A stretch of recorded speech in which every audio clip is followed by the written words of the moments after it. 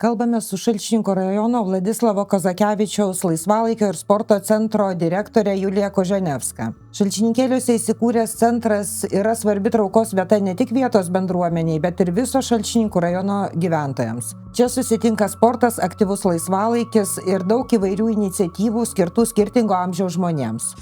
Julija, papasakokite centro įsikūrimo istoriją. Kokia ji yra? Tai pradėsiu nuo to, kad daugeliu žinoma, ko gero, kad tai yra buvusi mokykla, kuri buvo atidaryta 1988 metais ir jinai veikia lygiai 30 metų, buvo uždaryta 2018 metais. Ir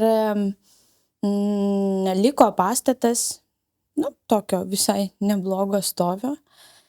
Ir iš tikrųjų iniciatyvos autorius šito centro idėjos yra mūsų Šalčininkų rajono meras Zdzislav Palevič. Jis, kiek žinau, daug yra apvažiavęs Lenkijoje, galbūt kitose šalyse. Ir seniai svajojo tokį centrą įkurti. Ir aišku, buvo ieškoma finansavimo. Ir po poros metų atsirado toks pilotinis projektas pavadinimu Šalčininkai Plius.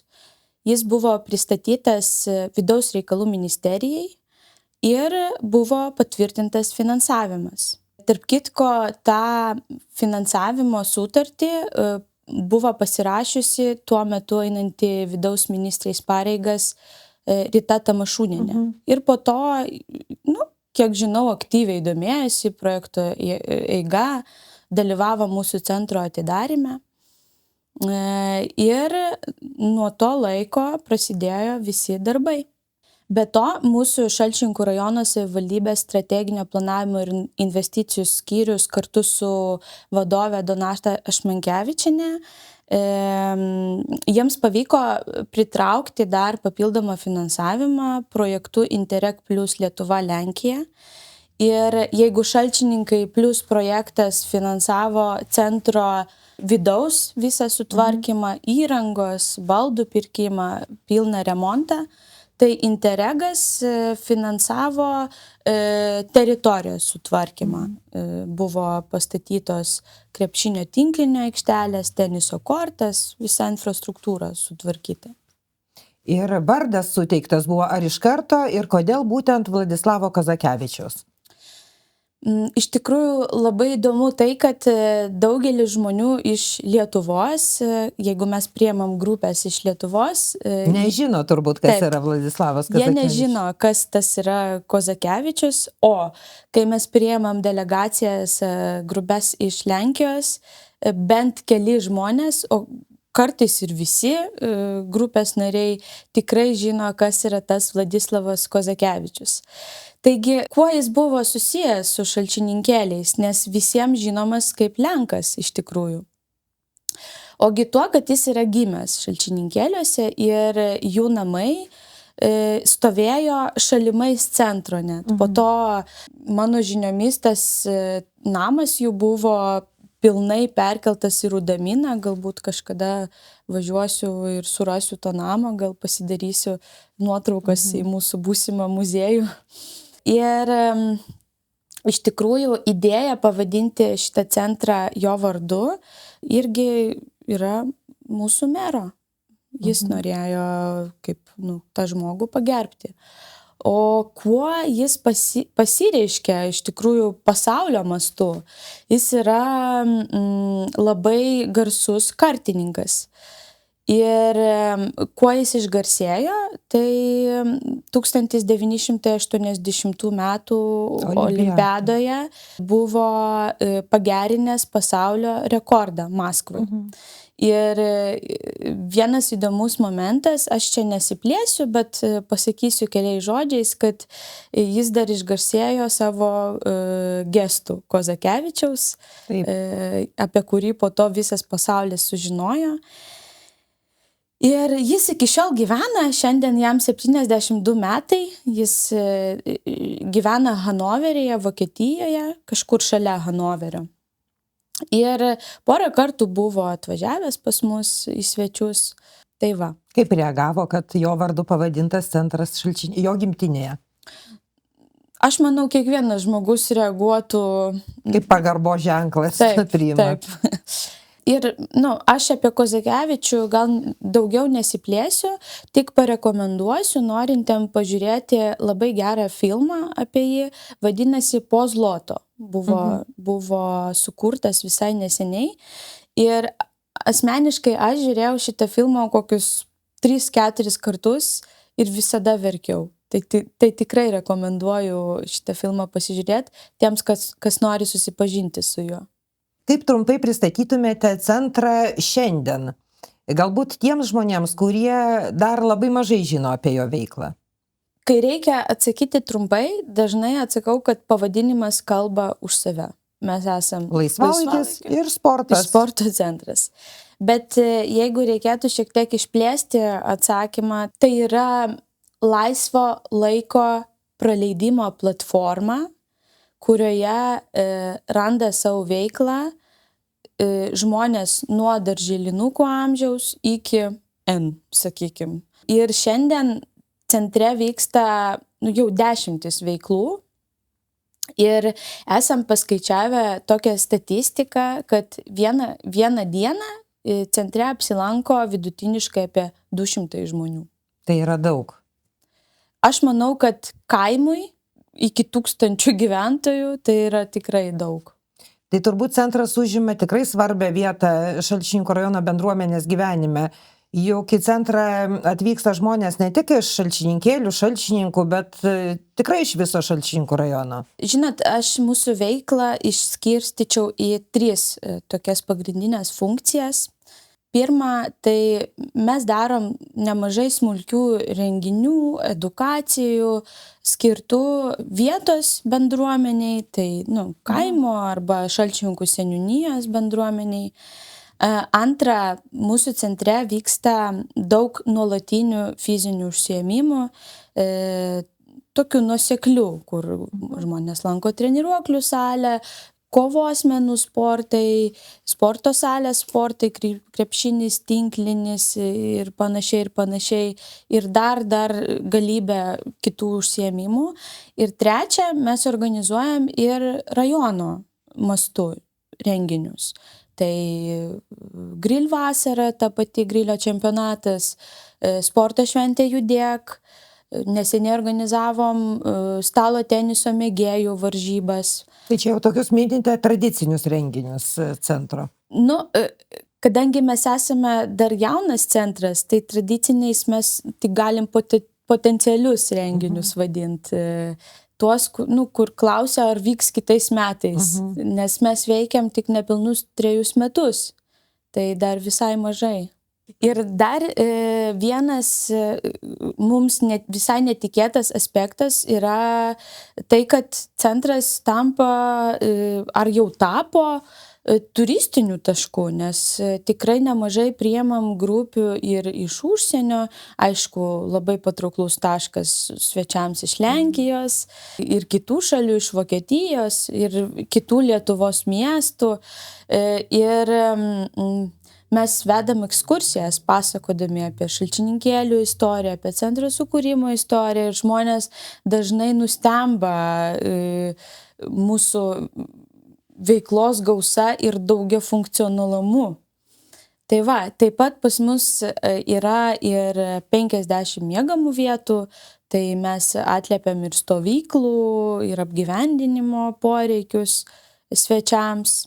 O galėtumėte išskirti šiuo metu, kokios iniciatyvos, kokios jūsų centro paslaugos arba veiklos yra tokios populiariausios, galima sakyti? Žinot, labai sunku išrinkti populiariausią iniciatyvą, nes kiekviena veikla randa savo vartotoją, savo žmogų. Ir bendrai aš savo centro veiklas mėgstu skirstyti į tokias 2 grupės. Tai, be abejo, sportas ir laisvalaikis. Ir jeigu taip šiek tiek plačiau papasakojant, ką mes veikiam, tai mes turim 3 sporto sales, tai treniruoklių salė. Įdomi istorija buvo tai, kad kai tik atsidarė centras, mūsų telefonas ir socialiniai tinklai plyšo nuo klausimų, kadagi atsidarys treniruoklių salė. Ir dabar, kai vedu ekskursijas, aš visada juokauju, kad tai yra laukiamiausia mūsų salė. Nes tikrai matau, kaip žmonės su tuo pradėjo, daug žmonių pradėjo sportuoti. Po to pas mus yra sporto salė. Įdomus faktas, kad tai yra didžiausia sporto salė Šalčininkų rajone, virš 800 kvadratinių metrų. Dėl to jinai tinka ne tik treniruotėms, vyksta krepšinio, tinklinio treniruotės, bet vyksta ir varžybos, nes jinai pagal normatyvus tinka daugeliui varžybų, tai ir regioninio, ir respublikinio mastu, ir net tarptautinės varžybos teko priimti mūsų salėje. Ir kas dar įdomu, kad tai yra salė, kurioje galima žaisti lauko tenisą. Tai žmonės, lauko tenisininkai gali nuosekliai, nepertraukiamai nenutraukti savo treniruočių žiemos laikotarpiu. Ir trečia sporto salė yra daugiafunkcinė, ten vyksta kovos menų sportai, pankrationas, kurį laiką vyko dziudo, karate ir tiesiog pavieniai sportininkai ateina pamušti bokso.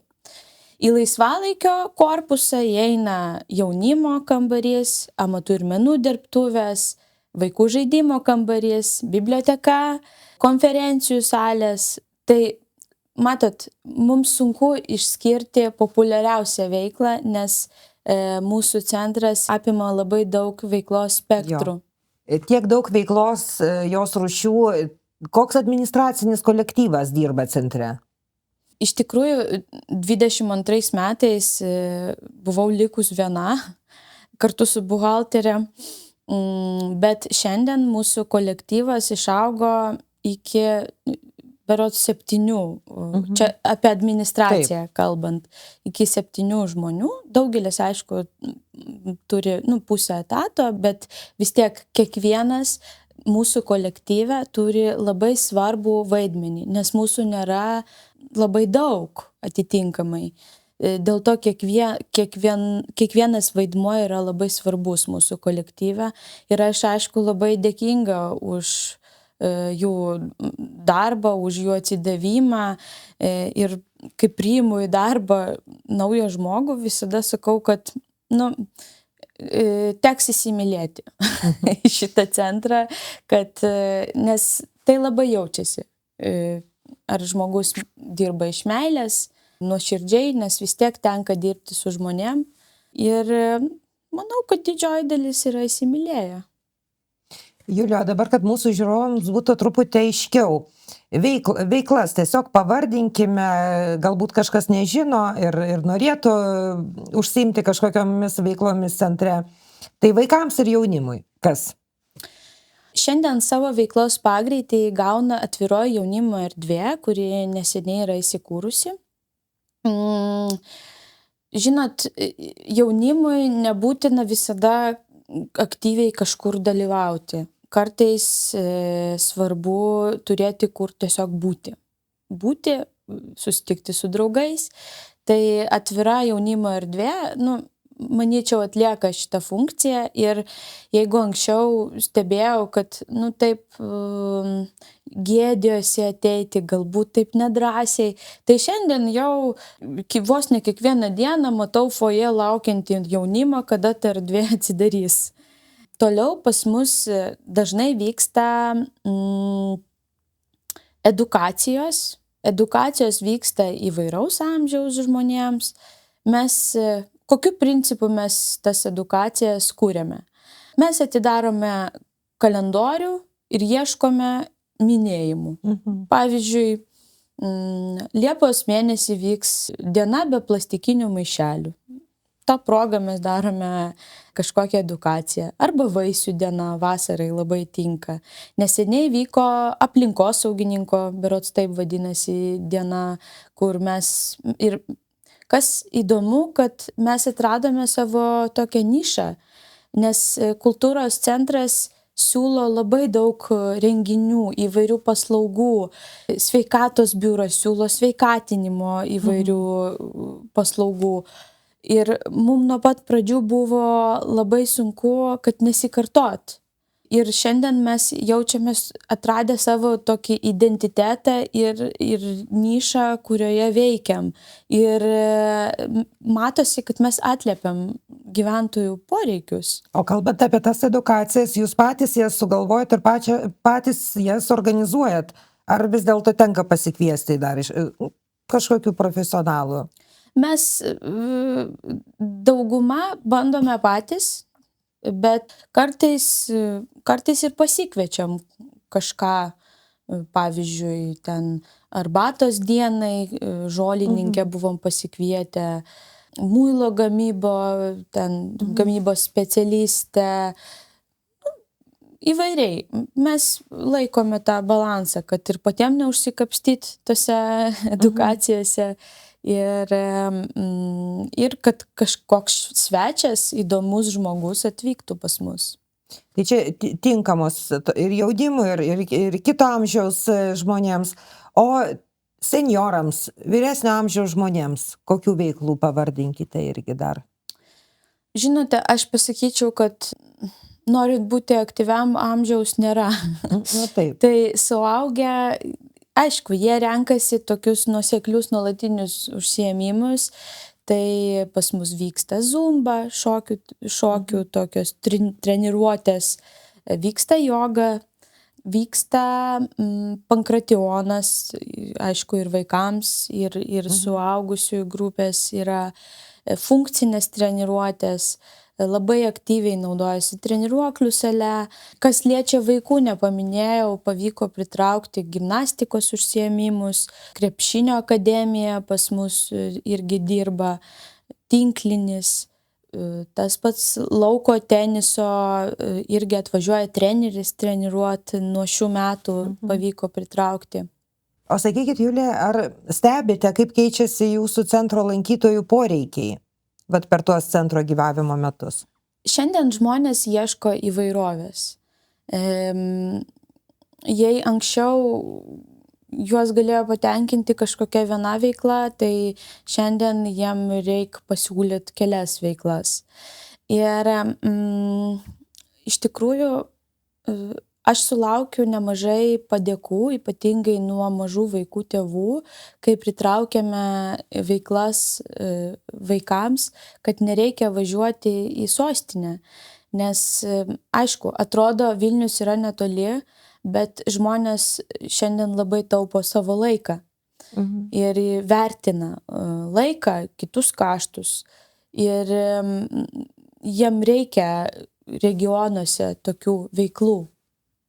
Ir mes, aišku, mes bandome atliepti žmonių poreikius, įsiklausyti į užklausas, pasirūpinti. Ir mes visada stengiamės atsižvelgti į lankytojų pastabas. Aišku, visko įgyvendinti negalim, bet tai, ką galim, visada darome. Tai jau truputį paminėjot, kokią reikšmę tokie centrai, kaip jūsų vadovaujamas, turi vietos bendruomenės gyvenime. Ar manytumėte, kad tokių centrų turėtų būti daugiau mūsų rajono tokiose, galbūt didesnėse gyvenvietėse? Vienareikšmiškai tokie centrai turi didžiulę reikšmę regionuose, didesnė nei didmiesčiuose, nes didmiesčiai, aišku, siūlo didesnę paslaugų pasiūlą, verslai gyvuoja. Dažnai kalbame, kad reikia investuoti į infrastruktūrą, bet iš tikrųjų investuojame ne infrastruktūrą, o į žmonės. Nes tokie centrai yra ne tik kaip saviugdos, sveikos gyvensenos galimybių kažkoks centras. Tai yra ir susitikimų, ir tiesiog bendravimo. Taip, tiesiog bendravimo, atsipalaidavimo po darbų, vietos pakeitimo centras. Ar tokių centrų reikia daugiau regionuose? Aš nežinau, ar reikia kopijuoti tą patį modelį ir štampuoti. Vis tiek reikalinga bendruomenės ir rajonų analizė prieš investuojant. Poreikiai studijuoti reikėtų. O sakykite, bendradarbiavimas, tai yra jūsų veiklos tokia turbūt neatsiejama irgi forma. Ar yra to daug bendradarbiavimo su kitomis organizacijomis, nevyriausybinėmis, galbūt mokyklomis, seniūnijomis? Ar turite apskritai partnerių veiklai kažkokių svarbių? Žinot, aš pasakyčiau, kad ne viena įstaiga sėkmingai nedirba be bendradarbiavimo su kitomis. Tai yra vienas iš darbo kaip principų, pagrindų. Ir be abejo, mes bendradarbiavame su daugeliu įstaigų, pavyzdžiui, organizuojant didžiuosius renginius, ta pati sporto šventė Judėk, tai yra Šalčininkų visuomenės sveikatos biuro iniciatyva, tik mes tą iniciatyvą pagavom ir kartu mes galim padaryti daugiau. Visada tai yra toks net šūkis. Šalčininkų seniūnija mums labai dažnai padeda su mūsų renginiais. Taip pat labai įdomi, mano manimu, įdomi istorija su mokyklom, su gimnazijom. Iš tikrųjų, mes kai pradėjom savo veiklą po atidarymo, mano galvoje buvo nemaža sumaištis. Nuo ko pradėti? Kaip padaryti, kad tie žmonės apie mus sužinotų. Ir ką mes padarėm, mes pradėjom tiesiog kviesti iš įvairių Šalčininkų rajono kampelių mokyklas. Aišku, kai kurie net nenoriai sutikdavo, mes prašydavom atvažiuoti į kažkokias edukacijas, kad bent kažkokį varikliuką užvesti. Ką mes turim šiandien, mes jau mums nereikia kviesti mokyklų. Įkalbinėt nereikia? Ne, mes tiesiog gaunam skambučius su prašymais surengti ekskursiją, edukaciją arba tiesiog praleisti paskutinį skambutį pas mus, pavyzdžiui. Ir mes veikiam dar neilgą laiką, bet aš jau dabar matau pasiteisinusias investicijas, kad tai buvo reikalinga visam rajonui, nepabijočiau tų žodžių. Ir be abejo, aš negaliu nepaminėti mūsų rėmėjų, mūsų vietinio verslo, kuris palaiko mūsų iniciatyvas. Ne visada finansais, kartais technikos pagalba ir ūkininkai vietiniai irgi labai prisideda prie mūsų ir iniciatyvų, ir prašymų. Pavyzdžiui, kai buvo mūsų sporto aikštelio atidarymas, reikėjo mums sutvarkyti baisiai apaugę krūmais buvo mūsų teritorija, ten reikėjo specialios technikos. Ir mums padėjo net 4 ūkininkai mūsų iš Šalčininkėlių. Dar tikrai verta pabrėžti tą bendruomeniškumą, turint omeny tai, kad mūsų treniruoklių salė yra nemokama lankymui, bet ant kiek žavi mane lankytojų toks geranoriškumas, nes per tuos 3 metus lankytojai yra susimetę ir nupirkę net 2 treniruoklius padovanoję centrui. Tai kadangi nemokamai yra lankymas, tai jie tada kitais būdais tobulina mūsų centrą. Arba šiais metais buvo pastatytas kondicionierius, centras prisidėjo vos ten porą šimtų eurų, o šiaip daugelis lankytojų susimetė ir pastatė, nes jiem kitaip lankyti buvo nepatogu. Kokių puikių pavyzdžių turite. Taip pat mūsų centre yra įsikūręs Šalčininkėlių krašto bendruomenės centras, irgi pakankamai aktyviai veikia. Ir kuo jis yra gana unikalus, sakyčiau, tuo, kad jie yra vieni pirmųjų sukūrę socialinį ar bendruomeninį verslą Šalčininkų rajone. Taigi mūsų centre veikia kavinė Idėja, tai norinčius kviečiu visada ateiti, darbo grafiko nepasakysiu, bet labai smagu, kad mūsų centras gali būti kaip pagrindas tokiom iniciatyvom augti. Ir verta paminėti, tikrai verta paminėti, kad mūsų centras ne tik kūrė pats iš savęs paslaugas, teikia paslaugas, renginius, edukacijas, mes esame ir kaip platforma žmonių iniciatyvoms įgyvendinti. Pavyzdžiui, praeitais metais pas mus pradėjo veikti logikos ir matematikos mokyklėlė, mokslo mūza, arba gipso liejimo užsiėmimai. Tai yra žmonės, kurie pas mus veikia. Ir pavyzdžiui, yra atsidarę 3 kabinetai, tai ergoterapeutė specialistė, masažo specialistas veikia, grožio paslaugų specialistė. Tai mūsų centro veikla nesibaigia tik mūsų teikiamomis paslaugomis. Taip, šalia to dar veikia ir Zavišonių Lopšelio darželio Varpelis filialas. Tai ir Šalčininkėlių biblioteka be abejo. Tarp kitko, Šalčininkėlių bibliotekos bibliotekininkė Veronika Morkevič pradėjo dirbti šiame pastate nuo pat šaknų. Nuo pat mokyklos atidarymo jinai dirba kaip pradinių klasių mokytoja. Ir iš tikrųjų apie tokius žmonės aš manau, kad verta kalbėti, nes jinai jums daugiausiai papasakos apie šitą kraštą, apie šitą pastatą. Ir jinai irgi dažnai veda labai įdomias ekskursijas. Julija, o kaip jūs apskritai vertinate mūsų rajono gyventojų požiūrį į sportą, aktyvų laisvalaikį arba to laisvalaikio praleidimo būdus kažkokius? Koks jis yra? Žinot, jis vienareikšmiškai pasikeitė, tas visas požiūris. Nes ta populiari frazė, kai sukuri pasiūlą, atsiranda ir paklausa. Kita vertus, tie gyventojai, jie ir patys tą paklausą mums teikia ir mes tada atsižvelgiant į jų poreikius, sukuriam jiems ir veiklą.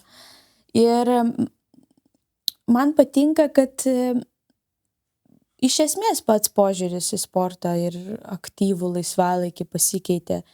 Nes anksčiau sportas buvo minimas tik kaip profesionali veikla.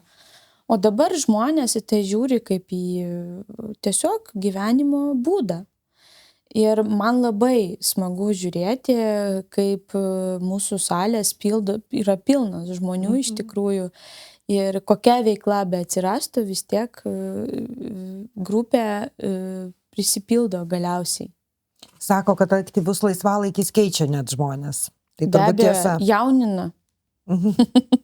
Julija, o kokie iššūkiai dažniausiai tenka regionuose dirbantiems panašiems centrams? Galbūt, nežinau, finansavimo stoka, apskritai, pakalbam truputėlį apie pinigus. Iš ko išsilaiko tokie centrai? Na, konkrečiai mūsų centras tai yra biudžetinė įstaiga. Mūsų finansuoja Šalčininkų rajono savivaldybė. Mes turime biudžetą ir jį išpildome.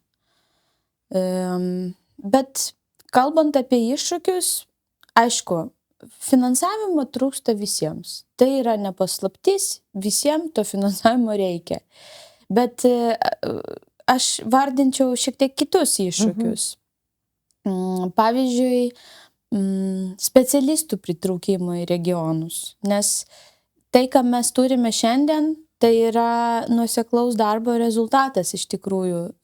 Nebuvo taip, kad visi pas mus atvažiavo ir paprašė patys dirbti. Mums reikėjo nuosekliai ieškoti tų specialistų, ypatingai atvažiuojančių iš Vilniaus, ir įtikinti, kad tai nėra tolimas kelias, kad jums tikrai apsimokės dirbti, kad tikrai susirinks grupės. Ir iš tikrųjų, tai yra mūsų, ta prasme, darbo rezultatas, visa ta veiklų įvairovė. Kitą iššūkį įvardinčiau, tai konkurencija, bet ne tarp įstaigų. o konkurencija dėl žmonių laiko. Šiandieninėme mūsų tempe visi bėgame pas visus krūvą reikalų ir tu turi, kuriant paslaugas, renginius, atitaikyti taip, kad būtų kam kurti. Tai iš tikrųjų nemažai svarbus aspektas yra. Ir aišku, dar vienas iššūkis, bet kuris tuo pačiu mus ir motyvuoja, tai yra besikeičiantis gyventojų poreikiai. Jie nuolat keičiasi, nuolat verčia mus tobulėti. Tai daug papasakojote jau apie šiandien vykstančias centro veiklas, o artimiausiams metams esate išsikėlę kažkokių svarbių tikslų? Taip, be abejo. Aišku, mes planuojame dar vis plėsti tą veiklų įvairovę, spektrą ir be abejo gerinti dabartinės, kad kokybė nenukentėtų nuo to. Ir labai svarbus tikslas yra tai projektinė veikla, nes projektai leidžia mums realizuoti kažkokias idėjas, kurių mes negalim realizuoti šiaip be papildomo finansavimo ir mes dabar gan aktyviai ties tuo dirbam, mokomės, dar tik mokomės, nieko žadėt negaliu, bet šiai dienai kokius esam 5 gal projektus parašę ir laukiame atsakymų, pavyks ar nepavyks, tai žiūrėsim, nes mes dar esam tokie pradininkai to. Tai Julija, o sakot, vis tiek spektras paslaugų vienaip ar kitaip, turbūt plėsis.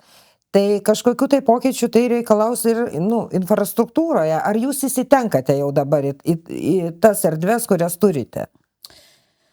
Iš tikrųjų, centre yra 4000 kvadratinių metrų, beveik.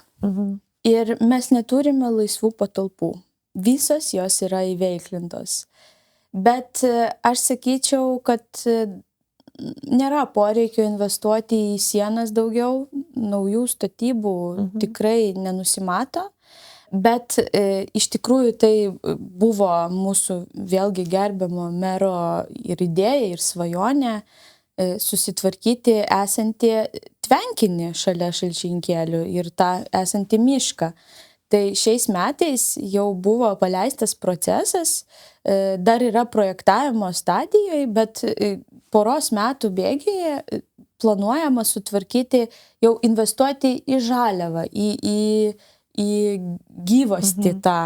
Tai sutvarkyti mišką, padaryti gal tokį vietoj miško labiau parką, apšvietimą, sutvarkyti Šalčininkėlių tvenkinį, stadioną patvarkyti, praplėsti šalia mūsų centro parkingo vietas, nes šiandien mes neturime pakankamai. Tai planų tikrai yra, bet ne į pastatą patį. Tai jeigu bus sutvarkyta ta aplinkinė, kurią minėjo teritorija, tai ir paslaugų galėsite vis tiek pasiūlyti daugiau kažką susijusi su lauko kažkokiomis veiklomis. Taip, be abejo. O sakykite, jeigu dabar turėtumėte tokias visiškai neribotas galimybės, kokį projektą, čia apie svajonės gal truputėlį, kokį norėtumėte įgyvendinti projektą? Tai viena jau svajonė pildosi, tikiuosi. Ir šiaip aš turiu tokių, gal iš pirmo žvilgsnio neadekvačių svajonių, tokių nerealių svajonių šiam centrui. Daug dirbant visos svajonės tampa realios. Taip, reikia atsargiai svajoti. Iš tikrųjų, kai kurie lankytojai atvykę pas mus juokauja, kad jaučiasi kaip sanatorijoje. Tai aš jau seniai svajoju apie kažkokį baseiną, ar mūsų centre, ar šalimais, su sveikatinimo procedūrom. Toliau turiu idėją ir svajonę tai transformuoti mūsų sporto salę į koncertų erdvę, nes ką pastebėjau, kad taip pas mus daug vyksta koncertų, renginių, bet žiemą suorganizuoti stovimus koncertus, nesėdimus, o stovimus, kaip ir nelabai yra kur. Po to visai svajoju įrengti laipiojimo sieną mūsų centre, Na ir dar viena iš svajonių yra įrengti muziejų. Iš tikrųjų irgi jau turim išskirtą tam patalpą, net kai kurie baldai supirkti ir yra padaryta muziejaus koncepcija, suprojektuota viskas, tik yra ieškoma finansavimo tam, kad galima būtų stiprinti mūsų centrą kaip Šalčininkų rajono turizmo tašką ir pasakoti svečiams apie patį Kozakevičių, apie istoriją Šalčininkėlių ir pačio pastato sukūrimo. Tiek gražių svajonių, iniciatyvų, mes tik tai linkime, kad jos tikrai išsipildytų. O sakykite, jūs šiame darbe kas labiausiai motyvuoja? Labiausiai mane motyvuoja, ko gero, tai laisvė kurti. Nes tikrai ne kiekvienam pasisekė gauti tokią kaip platformą ir nuo pat griaučių iš to kažką išauginti. Ir aš net prisimenu, kaip sėdėjau prie šito plano viso pastato, dar kai koridoriai buvo aliejiniais tais salotiniais dažais padažyti. Ir aš tikrai netikėjau, kad tai taps realybė, nes aš tiesiog priėmiau tai kaip žaidimą ir ten čia jaunimo kambarys tebūnie būna, o čia dar, nes man irgi sakė, mąstyk taip, lyg tavo neribotos galimybės ir ką tu norėtum įkurti. Ir motyvuoja, aišku, rezultatas visos šitos veiklos. Ir be abejo, man tikrai pasisekė sukurti tokią jauną komandą. Tai žmonės, su kuriais dirbu, motyvuoja, tie, kurie palaiko visas kartais gal nelabai adekvačias idėjas, kurie visada atliepia tai, ko iš jų reikalauju. Aš tikrai esu dėkinga savo komandai jaunų, užsidegusių, energingų žmonių. Taip. Ir iš tikrųjų su šituo pastatu aš esu susijusi šiek tiek asmeniškai, nes mano šeima yra susijusi su juo. Mano senelis Pavel Greznov yra labai stipriai prisidėjo prie tos mokyklos dar tais laikais strateginio planavimo ir statybų. Ir iš tikrųjų ta sporto salė, jinai buvo pastatyta jo vadovaujamo kolūkio lėšomis. Ir man yra labai simboliška, kad lyg ir mokykla užsidarė, bet paskirtis liko ta pati, bendruomeniškumas ir kad būtent aš galiu kurti tai. Kaip įsivaizduojate savo vadovaujamą centrą po kokių 10 metų? Pilna šurmulio, kaip ir šiandien. Tik aišku, su kokybiškesnėmis paslaugomis ir didesniu spektru, ką jau esu minėjus. Ir aš visai norėčiau, kad, kai sako, žmonės beieškant aktyvaus laisvalaikio važiuoja į didmiestį, tai kad būtų atvirkščiai. Iš didmiesčio važiuotų pas mus, kaip tai atsitiko, pavyzdžiui, su projektu Muzika Jašiūnų dvare, labai gražiai Balinskių dvare, tai aš norėčiau turbūt to po 10 metų centrui. Ar pati randate laisvo laiko sportui, aktyviam laisvalaikiui, ką labiausiai mėgstate? Aš turiu prisipažinti, kad esu batsiuvis be batų. 1000 kartų gal bandžiau pradėti. Bet tikrai prisipažinu, kad tai yra mano darbo vieta ir aš nesportuoju savo centre, galbūt kažkada ateity. Iš tikrųjų, mane labiau vilioja muzika, nei sportas. Kažkada tėvai sakė, tu esi muzikantė, o ne sportininkė, kai norėjau sportuoti, šitą gali iškirpti. Nes gal įžeisiu. Aš groju akordeonistų orkestre, šiemet jau turbūt 15 metų. Tai mūsų irgi yra orkestrui. aktyvus laisvalaikis, nes turbūt aktyvumo yra daug muzikanto gyvenime. Taip, akordeonų tampymas irgi kažkuria prasme taip. yra sportas. Ir aš dar groju naujai susikūrusioje cover grupėje Ačiū. Ten esu tarp kitko irgi bosas. Groju bosiniu akordeonu. Tai va, tai mano laisvalaikis labiau ten, muzikoje. Bet aš labai suprantu fizinio aktyvumo svarbą. Tikrai manau, kad tai turi būti neatsiejama mūsų gyvenimo dalis. Ir pažadu bent jau savo kažkada pradėti tai daryti nuosekliai. Aš, Julija, labai tikiuosi, kad mes dar su jumis kalbėsimės ir apie muziką, bet dabar grįžtant prie centro veiklos, kokį darbo principą turite, jeigu tokį turite, kasdieniai veikloje? Ko gero pats toks stipriausias ir pats pirmas darbo principas yra nesikartoti. Nes mūsų auditorija yra kaip ribota, Šalčininkų seniūnija ir rajone mes negalim sau leisti kartotis su kultūros centru. Dubliuoti tiesiog kažkokios veiklos. Taip. Tai čia pats pirmas principas. Antras principas tai įsiklausyti į lankytojų poreikius. Ir esant galimybei, kaip įmanoma juos atliepti, aišku. Ir trečias, gal įvardinčiau, lankstumas savo komandai. Žiūrėkit, Julija, o jeigu taip atsitiktų, kad dabar mūsų pokalbį paklausę žiūrovai sugalvotų, sakytų, va, įdomu, norėčiau kažkokios veiklos būtent centre. Tai tokiems žmonėms, kurie galbūt neturi kažkokio tai polinkio konkrečiai veiklai, kokią veiklą rekomenduotumėt tie, kurie pirmą kartą apsilankytų jūsų centre?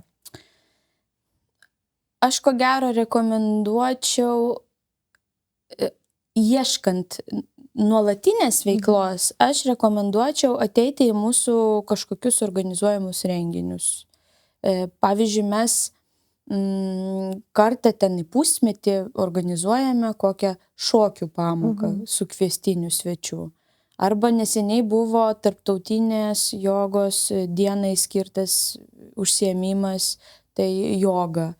Ir mes iš tikrųjų vieną kartą į porą mėnesių tikrai padarome tokius su kviestiniais svečiais renginius. Tuo pačiu galima ir artimiau susipažinti su kitomis mūsų veiklomis.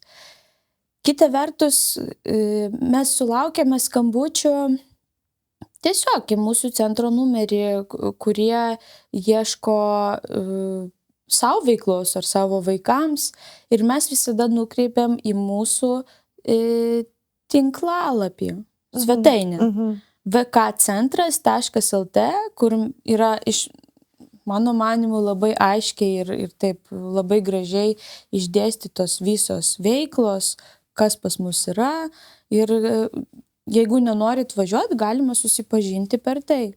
Tai pasirinkti veiklą iš tikrųjų yra paprasta. Aš manau taip, reikia tik noro judėti. Tai ko palinkėtumėte Šalčininkų rajono gyventojams, kalbant apie aktyvų laisvalaikį ir sportą? Ko gero palinkėčiau atrasti veiklą, kuri teiktų tokį tyrą malonumą, atsipalaidavimą. Ir norėčiau palinkėti, kad aktyvus gyvenimo būdas būtų ne kova su savimi ar įsipareigojimas, o tiesiog natūrali gyvenimo dalis. Ir aišku, palinkėčiau turbūt smalsumo. Nuolat bandyti kažko naujo, nebijoti eiti kartais iš komforto zonos ir palinkėčiau lankyti mūsų centrą.